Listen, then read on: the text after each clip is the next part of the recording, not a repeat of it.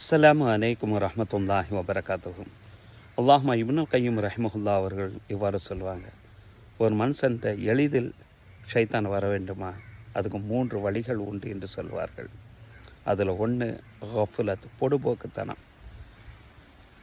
பலா தக்கும் மின்னல் காஃபிலின் என்ற குர்ஆன் ஷெரீஃபில் பல இடங்களில் அல்லாஹு தாலா சொன்னான், பொடுபோக்குத்தனமாக நீங்கள் ஆகிவிடாதீர்கள். ஏன் சொல்கிறான்?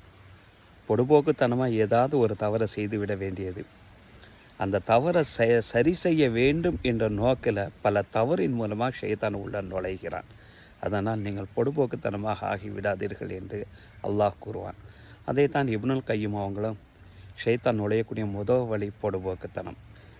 ரெண்டாவதாக கோபம் என்று சொல்வார்கள்.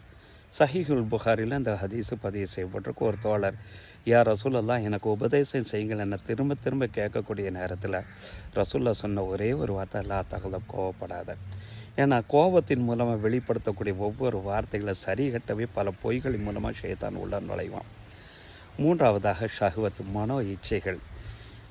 ஏன்னா மனோ இச்சைகள் அதை ஒரு சமயத்தில் அடைன்னு சொல்லி நான் நினைப்போம், முடியாத பட்சத்தில் எப்படியும் அடைய வேண்டுங்கிற அந்த சிந்தனையை கொண்டு வருவதன் மூலமாக ஷைத்தான் உள்ள நுழைவான். அது தவறான வழியாக இருக்குமல்லாம் அல்லவா? இதனால் ஷைத்தான் வாழக்கூடிய இந்த 3 விஷயங்களை விட்டு தவிர்த்து கொள்வோம்.